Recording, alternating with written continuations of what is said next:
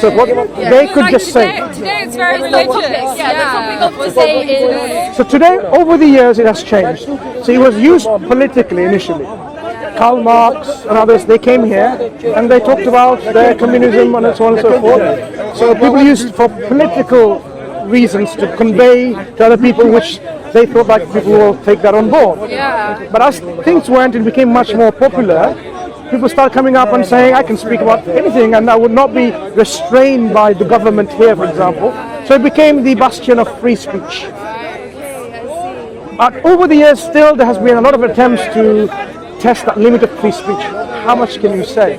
But overall, people can come and use their soapbox and stand up and talk about religion, politics, things like, we have flat earthers here talking about the earth is flat. We have people who are anti-vaxxers, people who are vegetarian and vegan, and of course the religious discussions, mainly that happens. Because what happened before Is it organized? So like people just come and organic? The original Speakers Corner is actually over there in that corner on there. But it's moved on to here, and people have taken opportunity. Before the social media presence, in the late 90s, for example, they would come here and people will sit down and listen to a speaker. You'll see some archives in the internet now, where people will sit and listen, because people came to give something and people thought it's not something that you could hear from books and other resources. But as social media came, it no longer remained unique to the local people who attended. What I mean by local, the people who came and attended that. It became global. So the reach now... Yeah, so where are you speaking? So for example, when we are speaking, people will come and start recording in different YouTube channels and put on different social media. Okay? Some people here for making money. Okay? The more content you have, whether it's rubbish and gibberish, and people click and use clickbait. And it's very emotive. So people like it's like the rage. But we are Muslims. I will see some of us. We come here to tell about Islam and the negative image people have been brainwashed with. It's a negative because think about it. If you think about the word Muslim, what comes in your mind? Look at what certain political organizations or the media has done to you. You think backwardness, you think it's aggression and violence, you think it's war and things like this. That's what they have been doing. But if I were to ask you, 200 years ago, if we heard the word Islam and Muslim, do you think people have the same impression? No, definitely not. I think this conception now is completely modern because it's political, it has nothing to do with religion. Exactly, People back then, when they heard about Islam, it was all equated with the religion of peace. And people even thought Islam means peace. Even though it doesn't mean peace, you acquire peace through it, it means submission. So even people thought it's peace because of the peace and content that you get. Okay? So we come here to neutralize this misconception. And how have you found that people are sort of responding to that? Do you have people trying to push back? Do you have people agreeing with you? How has that experience been for you guys? I mean, you're lucky to be speaking to someone who's been coming here for more than 2 decades or more. Wow, really? Okay? So I have seen the evolution of Speakers Corner with my own eyes, coming here most weeks and see the transformation and transition. So the reactions are from outright toxicity and denial to receptive acceptability and changing of mind, or even like, wow, I didn't know this before. So if you were to now go and search some YouTube videos of Muslim speaking, my name is Mansoor. If you type in this name, I mean, I don't want to boast, but if you type in any name that is well known to Speakers Corner, and you look at the trend of videos over the time, you will see the discussion that we want to have is someone where we want to respect other people's views and we learn from each other. I mean, I can learn so much from you two that I would probably not even imagine.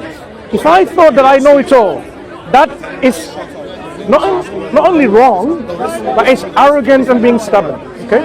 So we as Muslims, of course we have the truth. But I can learn from you in so many things about this world, in different perspectives. And for example, how to communicate to you, for example, how to listen to you even more, how to respect to you and tolerate your views. I can learn every day. So what we do here is just to say, look, we are not particles of dust floating around only to live our life with happiness and joy and cigar and boyfriends and girlfriends and marijuana and gigs and this and that. They're more than that. Because if I were to ask you, look, it's a simple question, but maybe very serious if you think about it. Every single part of our body has a function and a purpose. Our eyes is to see, not to hear, right? We don't hear with our eyes. We hear with our ears, and we have balancing with our ears. There's a balancing mechanism. Our lungs is to exchange these gases, oxygen and carbon dioxide, and then circulate this energy throughout with the heart circulation, the blood. Everything has this functionality. There's nothing that you can imagine, your hands and so on, for grabbing and for manipulation. This is the utility it has. Your tongue, for example, if you didn't have all these buds, receptors to taste sour, sweet, bitter and so on, you might be eating something and Poisonous. yeah. So the question is, every part of our body has a function and a purpose. Put all of them together as a whole. Is it not reasonable that it should have a purpose and a function? If I were to ask you that, what is that function and purpose? Do you see the point? Big question. Do you see the point? Yes. Do you see? We often don't think about it. Also, like, not just our body, but like our whole body as a collective as well. The whole human race, the whole creation. That is a whole body. In fact, the whole cosmos. Yeah, like a forest, one Okay. individual tree has its Okay. own functions, and Sure. together Okay. as an ecosystem as well. You may have brought in a religious or a non-religious family, right? It's possible. I'm not going to ask you directly now because I don't want to, if you're not interested. But one thing, if I were to ask you, do you think, if I describe to you what nothing is, do you think nothing can make something? The stones. What do they dream of? I don't know. That I feel like that isn't a true nothing. There isn't a nothing. Okay, Like, so it just doesn't exist. nothing, Yeah. exactly, it doesn't exist. Because nothing is that something that has nothing in it. It has no space, time, quanta, fluctuation, gravitational fields, not even abstract things, no God, no demons, no laws, not even possibilities. That's what we call in philosophy and science, level 9 nothing. So if you go and search on YouTube, levels of nothingness, you'll find a German philosopher scientist, a woman, and she described nothing. She'll start with something like this. Imagine someone gives you a box of presents and says, there you go, that's a present for you. And you open up, you find, and you say, but there's nothing in there. Clearly there's no present. But actually, is that really not nothing in there? No, there's air in there. There's particles. So that was level 1 nothing. Level 9 nothing, and there's absolutely nothing, devoid of everything. So from that absolute nothing, can anything like something you and me can come arise? Can it make something like you and me from that nothing, level 9?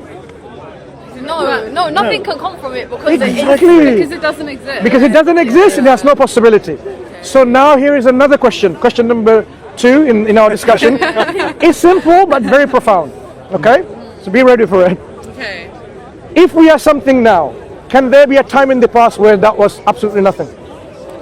No, Like, going on from the logic yeah. that we just said, if nothing can't produce something, then we can't have come from nothing. But also, like, time is not something like on a line that there is. But time is past. something though. Time and space is something. Yeah, it is something, but So- it's not like it's not a linear thing. It's not Time- a line with but like the- but this. we now, It's messier. sure, we now talk about the arrow of time. One thing that we are sure. We cannot go back in time because time is one directional, it goes one way. You can't unfry an egg. When you fry an egg, that's it. The composition has changed. When we, for example, you're born, you can't go back and, for example, you can't go back and kill your ancestor because you won't exist, right? So this is called the time paradox, okay? So that's why we say it's not something sensible. So you are right, absolutely right. If we are something, there cannot be a time in the past, or however fast you go, where there was nothingness. You know what that means? There's always going to be something at the past, always. Now think about it. If there's something always existing, that made this transformation, because we are a transformation, our universe is expanding, it wasn't like this at all. So, something that always existed transformed us in the way we are today. what is the quality or characteristics or property of that something? Because we are no longer someone who's saying, I don't care. Now we're thinking. Something has the ability to transform. So let me give you reasons why that something is not just magic. It's more than magic. It's something that we need to rationalize and make sense of. I don't need to use technical jargons of philosophy and logic. Simple things. Say, do you cook? What do you cook? Anything? I make pasta. Pasta, fine. Imagine you want to make pasta in your kitchen, right? Imagine. If you were totally unconscious in your sleep, for example, you were not aware of yourself, would you be able to make pasta? No. But not in reality. Not in reality. Yeah? Okay. Let me put the question back to me. If I were dead, would I be able to make pasta? No.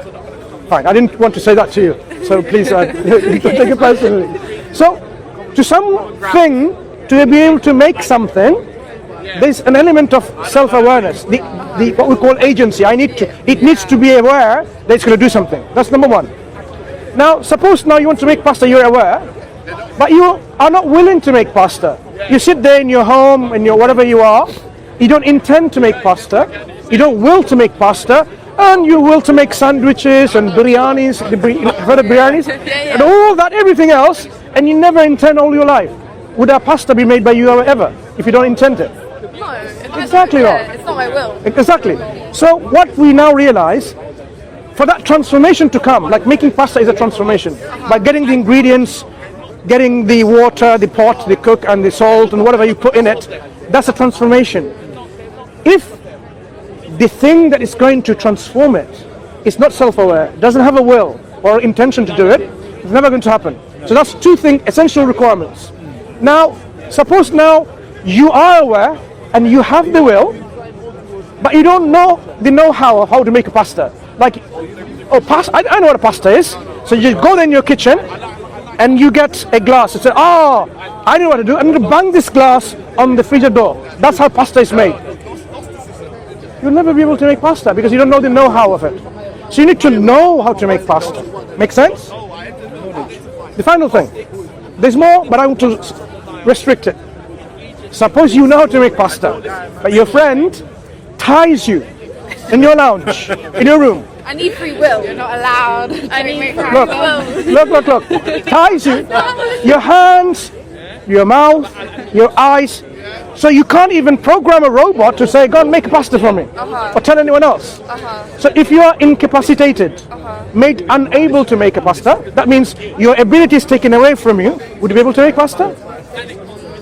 No, you won't be. So to make this transformation of even pasta, you need self-awareness of the one who's going to make it. You need to have an intention. You need to know the know-how, the knowledge, and you need to have the ability to do so. So let's now go back and see if... But what about like a seed for a tree?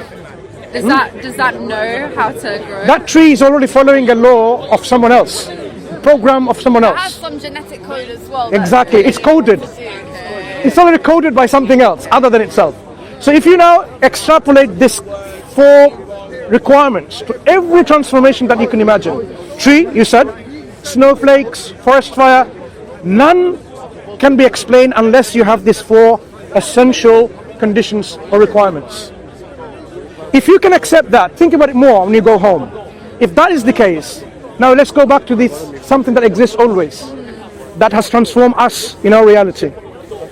That has to also have these qualities. Otherwise, the universe would not be here like as it is now. So, if that is true and it's sensible, it makes sense, then we are giving qualities to a thing. Let's call this thing the transformer. The transformer that made the universe. If I say God, it will be a huge lump of faith. The transformer. That transformer is self-aware and it's willing and it's got the knowledge. But that's assuming that this thing is human-like. I didn't say it's human. We don't know anything this thing at this operates stage. within the same sort of like scope of limitations as we do. We are human, so we're bound by certain limitations. That's like physically and also like to do with our own will. This thing, whatever it is, it might be bound by a different laws of physics or a different Think set about of it. limitations. It's not human because humans have a limitation, but it has to have certain qualities to be able to transform anything. Okay. So that's why I essentially came to this more, but these things we can agree on. These qualities are necessary. If any of them are absent, a transformation would not happen. Let's imagine now, this is a thing there, it's not intending, and then you got this beautiful world. It's not sensible. Because the reason I'm telling you why is this. Could, for example, my hat, or cap, whatever you want to call it, and yours, could it have been different? It could have been different. It could have been red, it could have been a different color, different shape, and so on. So it's not necessary that it's this way. Yeah? Our world shows everything that's within it. It's not necessary it's like that. It could have been different. Okay? So when we find everything could have been different, but it's in a particular way, whole of our universe, the cosmos, we can say it could have been a different way. So it's not necessary it's like this. But here is the fundamental question, which is profound to think about it.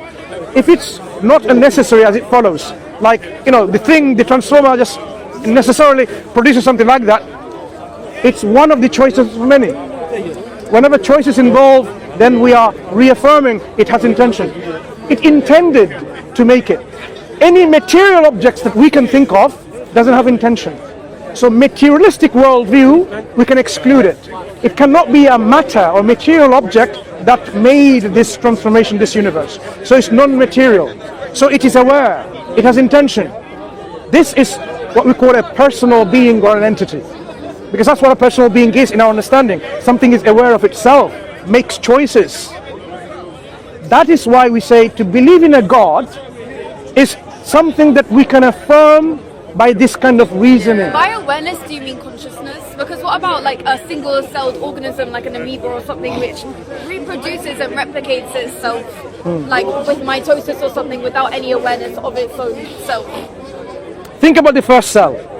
The first cell suddenly came from all these random amino acids coming together, making peptides to polypeptides through this mRNA, right? Let's leave the technicality. You mentioned some, I just mentioned some, that should be enough, right? Yeah. Now you've got these cells. Now, it's not something that has a brain or neurons that you can think of. It doesn't know what is food and what is not food. It needs to survive, otherwise it's going to die out.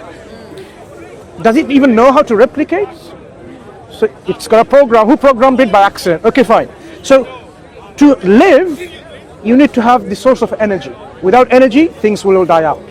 So it needs to utilize energy, and by utilizing energy, what I mean by it needs to take in energy, use of it, and then it survives and passes on if it's going to replicate. But it doesn't even have the know-how, the mechanisms, the tools, the factory, the kitchen, whatever you have, to make energy. Imagine it goes towards arsenic. You know what arsenic is? Poison. It takes in, it dies, and that's the end of it. We won't be here. So even if it took in, how is it going to then utilize it? If it has to have a mechanism to get rid of the poison. So it doesn't have all of that. So even though scientists come up with certain explanation like, oh, this is a beautiful story of abiogenesis and how life came to be and developed from a single cell, it doesn't explain it rationally, because you need all of this prerequisite. When we say about maybe the universe isn't rational. If the universe wasn't rational, then we will see like today suddenly the earth jumping up and down, dancing around, everything will be chaotic. The fact that everything consistently follows. But everything is chaotic. No. Let me tell you why it's not chaotic. Why? Let me give you an example of our human body. When we were like very young in our womb of our mothers, we were just cells, and the cells started dividing. We're talking about the first few days. We are only cells, a zygote from a father and a mother, and then these started dividing more and more and more, from 2 to 4 to 8 to 16 and so on and forth, dividing. But they didn't just simply divide. They started going around to different places, migrating, and they stayed there, and other cells will come there and they start forming from the cell to tissue, from tissue to organ. Yeah? So for example, your heart. The cells of your heart is not the same as the cells of your skin. They're different. These cells, when they started traveling, migrating, they knew exactly where to go. And they went there and they started coming close to each other, right? They knew each other. And they eventually formed a collective tissue, and they didn't go to somewhere else. The cells of the heart would not go to the cells of the liver, for example, or cells of the kidney, because they're different. So all of this is already goal orientation and direction and certain amount of purpose and knowledge and programming. That is not something you can explain without a programmer.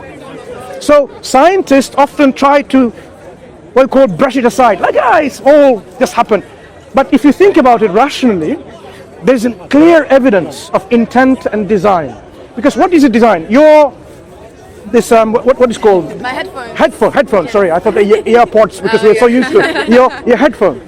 Your headphones is designed in such a way it filters noise out, and you can say things. It connects with Bluetooth to your device. If somebody says this is not a design, you will argue with them day and night. Say, let me tell you why it's designed.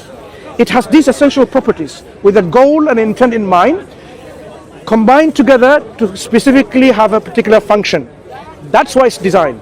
But if I bring you just some, from the junkyard and show you plastics, some materials which are velvet or whatever, you will say, this doesn't seem to be a design.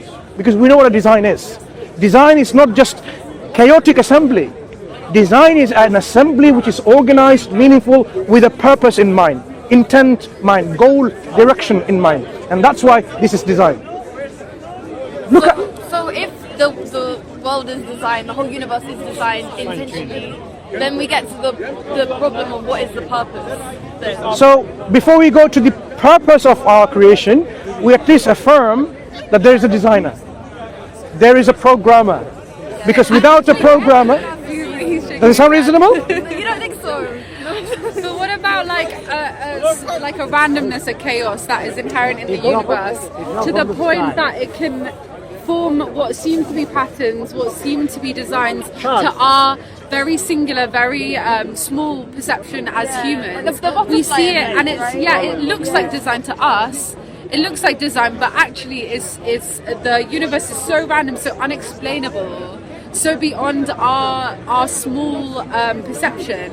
We view it as like design.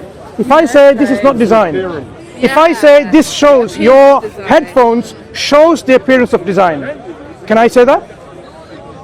I understand what you're saying though. If we take something a lot more complex with a lot more moving parts, which the universe doesn't necessarily have one apparent purpose. This has an apparent purpose. We'll come back to the purpose. My music, right? That's why it has a purpose. But we can talk about the purpose later. We can't necessarily say that there's one objective purpose of why the universe exists. But the question is not about purpose yet. The question is whether there is an evidence of design or is an apparent design. So if I said this is apparently designed and not truly designed, how would you argue with me? Like, I think this is like a poor example because this is it's designed by like humans, but like if we broke it, have you seen the human who designed it? What if we broke it down to the materials? To the materials that went into even the materials themselves, the metal, like everything. Yeah. Like that's a harder thing to say. This is design. I would say it's more design when you bring the when you go big down on a micro level, because these particular materials, atoms, for example, they're together. Why does sodium and chloride or chlorine make sodium chloride, salt? Why doesn't it make something else? Because it's already a law. So now we are establishing a bigger problem. We see in our universe and our cosmos, there are laws which are operational. That laws make sure we can design things like that. Otherwise it will just fall apart, melt away. The reason it's not melting away, because there are laws of physics and chemistry that are holding it together. These laws are operational. If I told you, if I say the laws of the highway code, sometimes by coincidence things work. Like let's talk about coincidence. Like if you have like a broken clock, the famous phrase, "A broken clock is still right twice a day." So by some kind of like mathematical process or whatever, you have things that are maybe poorly created or not created to serve a certain function that still accidentally by chance happen to fulfill that specific function. So let's talk about that. It's a good come back from I you. don't necessarily believe it, But let's analyze how acceptable it is. Okay. If something is a product of accidents and randomness or chance, right? That means we should see more of these anytime and every time and whenever we see. But here's the problem. We don't observe anything like this in our universe. Our universe, for example, the electrons, when they spin and they move around, all around, the nucleus, everything in our universe behaves in a specific pattern and a rule. That is something like the laws of physics is based on. But even the laws of physics, like they have things like dark matter, which like they can't explain. Within the rules. There's something. Dark matter, black holes. Things can't be fully explained, even the apparent laws that we have. Like, A lot of them are theories, not necessarily theoretical. So let's come back to this 2 point. I'll come back to your black matter and black holes and wormholes, whatever. But about accidents. If it was accidents, we should see accidents every time, anytime, accident is accident, random. But the fact that we see consistency in the physical laws, we have laws, for example, of electromagnetism and others. Gravitational constant, you hear, like every time you drop it, it falls. Bigger objects pulls smaller objects to its center, right? This is true all the time, consistently all the time, not just today and not tomorrow, right? These laws are operational consistently. Consistency tells us that it's not just accidents. Because what is accidents? Like, oh, there's an accident that happened. Imagine now on a particular road, every single day accident happens. Yeah? Upon investigation, they'll realize that's why, okay? Because accidents are not meant to be consistent. Imagine now a particular aeroplane. Every single time it takes off, accidents. They'll find out and say, that's not the problem. Because accidents are meant to be random. We don't see that kind of randomness. What we see as random is our inability to understand all of the factors in place. For example, I can, with 100% certainty, with guarantee tell you if a coin that you flip with the fingers, whether head or tail, I can do that. But the fact that at this current moment I am unable to do so is because of I don't know the specific weight of that coin. I don't know the shape, the material, how much it's from the ground. And the ground itself, is it wood, is it metal, is it stone? How is it going to bounce back? I don't know the humidity, the temperature, the air, right? If I knew all of the factors, I can precisely tell you it's head, tail, or on the side. That's why randomness is not really random, it's our inability to not know all the factors, okay? So when it comes back to your example of black hole and things like this, or dark matter, anything in the universe is still operational. We are learning every day about the rules that's governing our universe. So we are working on our understanding of rules, and we're trying to unify into one rule for everything, one principle of everything. Initially was so many, cut down to 4 now, and eventually will be for everything only 1. So more and more we know, the more we'll know about this universe is consistent, coherent. That consistency and coherency, now I'm going to introduce a 5th example of conditions. Sustenance, or sustaining it. If that thing was not sustaining it in that way, our universe will be like disintegrate, collapse, melt away, disappear. Maybe it is just very slowly.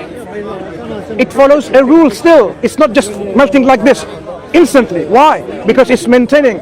We as Muslims, I did tell you I'm a Muslim, right? We believe, I don't have to say we believe, we know the Quran says that God created, you're really surprised to read this in the Quran. Oh, by the way, before I forget, a gift from our uncle. I have this one already. I was Okay, thank you. So we have. My dad's Muslim. Like, that's fine. You can have a, for you, right? So we have in the Quran, we have statements which says, "Have the unbelievers not seen that the heaven and the earth was joined together as one piece, and God parted it asunder and made every living thing from water? Would they not believe?" Let me just explain this. Another point I was going to say is, God says, and just like how He created this world, He will recreate the creation. He will bring the universe back like a scroll of a writer. You know how you write in scrolls? You unfold it, that's how it's folding. It will be folded back like a scroll. So it will no longer continuously expand, it will contract. and eventually then it will come to a point where there will be another creation. So Quran is giving us information which seems like information what scientists are dealing with. Even if you take the first piece of information, it's addressing the Muslims? No. It says like this in the Quran. After أعوذ بالله من الشيطان الرجيم بسم الله الرحمن الرحيم أولم يرى الذين كفروا أن السماوات والأرض كانتا رتقا ففتقناهما وجعلنا من الماء كل شيء حي أفلا يؤمنون. Have the unbelievers not known or seen that the heaven and the earth was joined together? Who is he addressing? The people who are not Muslims. How does it end? Would you then not believe? Okay, interesting. It addresses people's state of belief, whether they believe in God or Islam or not. And at the end it says, would you now then not believe? Meaning there's something within it. Maybe things to reflect and see, maybe some evidence provided or an argument provided. And precisely that is what the Quran gives. Two pieces of information. One from astrophysics and one from biology. Can I ask one more question? Because I do need to go to meet my mother. Yeah, sure. But I do want to ask one more question on this because it is an interesting conversation that we're having, which is like, so I do find that your argument for why there is a creator, a designer, I think it's compelling. I agree with you. I'm not, consider myself to be a godless person. I believe in something of that essence. But my question is, what is the difference between the gods of different specific religious traditions? Does it matter that there is a difference between these gods if at the end of the day we believe in a creator? Okay, so because you have to go, I'm going to summarize this. Okay. We believe there can be one of those things which exist all the time, meaning one transformer, meaning one creator or one God, because there cannot be more than one absolute. There will be chaos and conflict of will. One God says, I want thunder and rain, another God says no. They'll be fighting between themselves. So there can only be one God.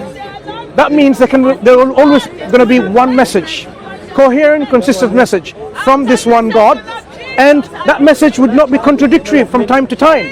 What this message would not say to one people, one community, I have a brother, another community says, I don't have a brother.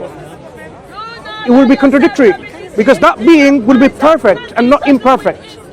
Because if something exists always, will not be limited with any deficiencies. If he has knowledge, there will be no restriction to that knowledge because there's no one out there to restrict it. If he has any attributes, there will be perfect attributes. So there won't be anything like he lies one time and says something different. He will always constantly speak what is true. Because truth is perfection, lying is imperfection and deficiency. So when we see all around the world today many religions, our Islamic position is this. At one point, it was the same message called Islam, submission and surrender to the will of God. Yeah, Islam. People believed in it, some people didn't believe in it. And over the time, when the message came, some people corrupted it. Imagine if I told the government, stop alcohol, ban alcohol tomorrow. Probably I'll be banned and disappeared from existence, right? They don't do it because it goes against the interest of people. So even when God tells people with laws and certain duties and something not to do, it went against people's desires and they start corrupting the message. That corruption eventually ended up in a different religion other than Islam. That's why you have a religion called this ism, that belief, yeah? Other religions are purely man-made as a reaction to a particular religion, like Sikhism arose in a time when Hindus and Muslims were in power, either in authority or in religious, and then they didn't like the oppression from, in their understanding, from the Hindus or the Muslims, and they say, you know what, we're going to get rid of both of them and we're going to have our own religion and bit of both or none of them, and like man-made religion. There are things like this. So original revealed, corrupted, or man-made. Yeah, these are essential forms of religion. So you can't have a system in which you say it doesn't matter what route you take, eventually it will lead you to God. No, because the message of God is that you submit to Him and none else. Because God has a purpose of your creation. If somebody says no, you can worship God. Should I use the example? I mean, there was in Channel 4, like, you go to the toilet and you bake it and you eat it, and that's how worshiping God. I did it quite fast. If you got it, that's how we would say it's disgusting. Other people say that's how you go to God. But I would say no, you cannot have these contradictory ways of thanking and being grateful to God, because at the end of the day, worshipping is the purpose we are created for. Remember we asked you, what is the purpose of our body? Is to worship God.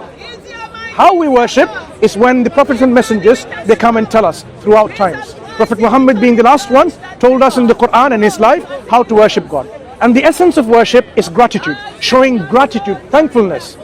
If I were in an accident and I was almost dying, both of you took me to the hospital, you gave me blood, you gave me your kidney, you gave me your whatever, you know what, and I survive, and I wake up a month later and I say, get lost. That would not be a natural thing to do. I should, when I hear it, I should say, thank you so much, I'm so grateful to you. This is natural. God gave us all of it. Everything we have. Our natural response is gratitude. That is the first step of showing this gratitude as a form of worship. So whatever we do, which is in accordance with God, is pleased with, is worship. This life is not the end of it. Like you have to go, we have to go, but we also go leaving this world. We will die. None of us will be living forever here. So there is a purpose that we have to fulfill before we die. We don't know when we're going to die, and that's why it's important to act now rather than think, when I'm older and wiser. But you're wise now. You have the wisdom to choose between different things. You chose that one because you thought this was the best one for you, whether it's financially or the best job it does and so on. You can make distinction between two things. Choice, right, wrong, good, bad. Yeah? You have to make that choice now. Am I going to just wander around for this happiness that everyone's busy with? Having more and more of this. I want more wealth, money, fame, status, and this and that. Or am I going to really sit down and say, I need to really fulfill this purpose of my life, because after death, I will be accountable. I will be accountable for my belief and my actions. Did I follow and fulfill my purpose? If I didn't, then I might end up, in fact it's not might, God tells us in the Quran, if you do not follow his ways and follow your desires, for example, and you are arrogant and stubborn, knowing the truth and still rejecting it, he's made a place called place of punishment, hellfire, which you're familiar with the word, right? Yes. Which is torment, and you will never come out of it if you have this arrogance in you. Okay? But if you believe by accepting the truth when it comes to you, there will be place of paradise, Jannah, heaven, place of content and happiness, whatever you desire. Remember what we desire now? There, whatever you desire, you will get it, because that's the reward God has placed for us. Whatever you desire, think about this word, whatever you desire. There is no restriction, whatever you desire. So this is the reward God will give to people as a reward for our submission and surrender and acknowledgement of our Creator, because that's the purpose of life. So I thank you very much for listening, thank you and so much. take care of yourself. I stumbled across this by accident. It was a very interesting conversation. That was, thank Take you. care. What are your names, if you're okay to tell them? I don't sorry. shake hands. And also you'll realize why so. This is a sign of your respect. Okay? You will realize why. I'm able to shake my hands with my wife, my sister, my mother, for example, but no other woman. That's fine. There is a reason of I respect. apologize. No, not to apologize, but I'm saying I'm taking the opportunity to tell you why so, as a sign of a respect, because you are special.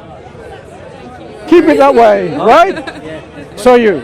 Okay. Thank you. Thank you. Okay, well, Right. enjoy the rest of the week. You too. You take care. Right? Bye. See you later. Goodbye to the camera. It's right. Thank you. It's right. وآخر دعوانا الحمد لله رب العالمين.